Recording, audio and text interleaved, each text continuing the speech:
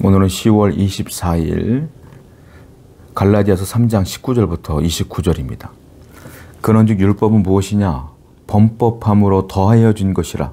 천사들을 통하여 한 중보자의 손으로 베푸신 것인데 약속하신 자손이 오시기까지 있을 것이라. 바울은 율법이 무엇이냐라고 스스로 자문을 합니다. 그리고 스스로 답을 하죠. 율법이 무엇이냐? 율법은 범법함으로 더해진 것이라. 우리가 범법함으로, 다른 말로 죄를 지음으로 하나님이 만들어 주신 것이 율법이라 이 말이에요. 그러니까 율법을 여러분들이 정확히 개념을 이해해야 되는데, 율법은 뭐냐면 우리에게 구원을 주는 게 아니라는 거예요. 바울은 구원을 주는 게 아니라 우리가 죄를 지으니까 죄가 무엇인지를 알게 하기 위하여 하나님이 죄를 깨닫게 하기 위하여 주신 것이다 이 말이에요. 율법에 비추어 보면 내가 죄인인 거예요. 그러니까 회개할 수 있고 하나님 전에 나갈 수가 있다는 거예요. 그러니까 죄를 깨닫게 하는 역할, 그게 뭡니까? 그게 율법이라. 구원을 주는 게 아니라 죄를 깨닫게 하는 역할이라, 이게 이 얘기예요. 그러니까 하나님의 백성이 하나님의 백성답게 살게 하기 위하여 주신 것인데, 그것을 가지고 그것만 지킨다고 해서 구원을 주시는 것은 아니다. 왜? 율법을 지킬 수 있는 사람이 100% 지킬 수 있는 사람이 없기 때문이라. 그러니까 율법 아래에 있으면 우리에게 맨날 오는 게 뭐예요? 저주예요. 자책이에요. 내가 오늘도 율법과 멀리 살았구나 하고 늘 자책하며 살 수밖에 없다. 저주 아래 산다, 이렇게 표현하고 있는 겁니다. 21절이에요. 그러면 율법이 하나님의 약속들과 반대되는 것이냐? 결코 그럴 수 없느니라. 만일 능히 살게 하는 율법을 주셨더라면 의가 반드시 율법으로 말미암느니라. 여기 보면 율법은 쓸데없는 것이냐? 그렇지 않다는 거예요. 왜? 율법을 통하여 죄를 깨닫게 하는 거니까 하나님이 주신 것이 맞다라는 거예요. 그런데 이걸 가지고 구원과 연결시킬 수는 없다라는 거예요. 우리가 10절에 보면 율법이 주는 건 뭐라고 그랬습니까? 저주라고 그랬어요. 저주 아래에 있다 그랬어요. 율법 아래에 있는 자들은 저주 아래에 있다 그랬어요. 그러니까 율법이 결론적으로 주는 건 저주예요. 왜? 우리가 죄를 지으며 사는 걸 깨닫게 하는 건 좋은데, 그 율법에 비추어 봤을 때 내가 의로운 게 하나도 없는 거예요. 그러니까 늘 저주받은 상태에 있는 거야. 그런데 하나님께서는 이것으로 끝내지 않고 우리에게 누구를 주셨어요? 예수님을 보내주셨다. 예수 그리스도는 우리에게 무엇을 주느냐? 그분을 믿으면, 그 보혈을 믿으면 뭘 얻어요? 생명을 얻어요. 그걸 구원이라고 하죠. 그러니까 율법은 우리에게 저주를 주지만 예수 그리스도는 우리에게 무엇을 준다? 생명을 준다. 바울이 하고 싶은 말은, 그러니까 율법주의에서 벗어나고 율법에서 벗어나고 예수 그리스도를 바라봐라. 너에게 그래야 생명이 들어온다. 이 얘기를 하는 거예요. 세상 그 어떤 것보다 예수 그리스도만이 여러분들에게 생명을 줘요. 세상 그 어떤 것도 좋아 보일지라도 절대로 여러분들에게 구원과 생명을 줄 수 없어요.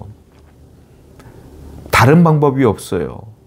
그 예수님을 통하여 구원을 얻고 생명을 얻었는데 세상 것들이 그렇게 좋아 보입니까, 여러분?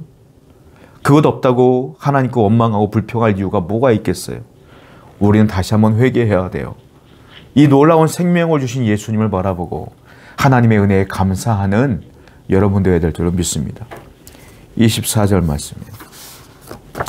이같이 율법이 우리를 그리스도께로 인도하는 초등교사가 되어 우리로 하여금 믿음으로 말미암아 의롭게 함을 얻게 하려 함이라. 율법이 우리를 그리스도께로 인도한다는 거예요. 그러면서 뭐라고 표현합니까? 초등교사가 되었다. 우리 어린아이들 학교 가면 아무것도 모르잖아요. 그 아이들을 교사가 잘 가르쳐야지 애들이 올바르게 성장하잖아요. 이런 말이 있죠. 우리가 살아갈 때 모든 매너들은 유치원 때 배웠다는 얘기가 있지 않습니까?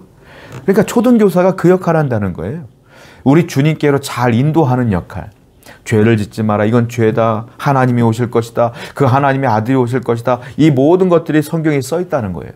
그래서 그 율법을 통하여 정말로 주님께로 잘 나가도록 인도하는 게 율법의 역할인데, 유대인들은 어떻게 하고 있어요? 그 율법이 구원의 역할인 걸로 착각을 해서 율법 예수님을 배격하고 예수를 안 믿고 있다는 것이죠. 잘못됐다는 얘기들을 지금 하고 있다는 겁니다. 자, 이 율법이 초등교사가 되어서 예수님께로 인도했어요. 예수님께로 우리가 나오게 된 겁니다. 그러면 우리가 주님께 나오게 되면 어떤 일들이 벌어지냐면 우리 신분이 바뀌어요. 우리 신분이 변화되어져요. 왜냐하면 26절을 보면 그 얘기가 나와요. 한번 읽어볼게요.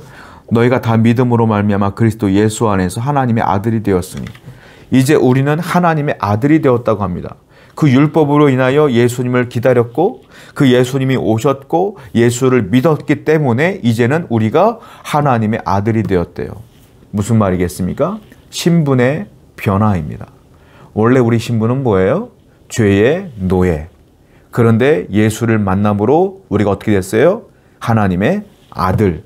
본질적으로 신분이 완전히 변화된 것들을 보게 됩니다. 이제 주님의 자녀로서 하나님의 자녀로서 세상을 이기며 살아가야 돼요. 신분이 바뀐 거예요. 신분에 맞는 삶을 살아야 된다. 예수를 믿고 구원받았으면 끝이 아니에요. 우리가 신분이 바뀌었어요. 신분이 바뀌었으면 이제 신분이 바뀐 대로 살아가야 되는 거예요. 옛날에 노예들과 귀족들과는 삶의 방식이 달랐지 않습니까? 신분이 바뀌면 그렇게 된다는 거예요. 그동안 죄의 노예로서 죄 짓고 살았으면 이제 하나님의 자녀로서 그리스도를 닮아가며 하나님의 영광을 드러내며 선을 행하며 기도하며 예배하며 완전히 다른 삶을 살아내야 된다. 그래야 진짜 구원받은 사람이며 진짜 신분이 바뀐 사람이다 라고 표현하고 있는 겁니다. 27절입니다. 누구든지 그리스도와 합하기 위해 세례를 받은 자는 그리스도로 옷 입었느니라. 세례를 얘기하는데 그리스도와 세례를 받은 사람들은 뭐라고 했어요? 그리스도로 옷 입은 자다. 세례를 받은 사람은 구원을 받았다는 확증이거든요. 증표예요. 그런 사람들은 어떤 사람들이냐면 그리스도로 옷을 입었다. 옷은요, 사람의 신분을 이야기해 주는 거예요. 군복을 입으면 군인이구나. 경찰복을 입으면 경찰이구나. 교복을 입으면 학생이구나. 양복을 입고 단에 서 있으면 목사인가 보다. 목사님인가 보다. 다 신분이 나타나잖아요. 옷은 그 신분을 드러내는 거란 말이에요. 세례가 무엇이냐면 그리스도로 옷 입은 것이다. 세례받았다는 것은 한마디로 말하면 그 신분을 나타내기 때문에 이제 그리스도로 옷 입은 자로서의 삶을 살아내라 이 말입니다. 세상적인 삶이 아니라 그리스도의 삶을 살아내는 그리스도인이 되어야 된다 이 얘기예요. 저와 여러분들은 어떤 삶을 살고 있나요? 여전히 세상이 좋아요? 세상 사람들이 좋아하는 것 똑같이 좋아합니까? 그래서는 안 된다. 세상 사람들이 말하는 언어를 그대로 따라합니까? 화나면 화내고 욕도 하고 그들이 먹는 음식 즐겨 먹으면서 살아갑니까? 그래서는 안 된다.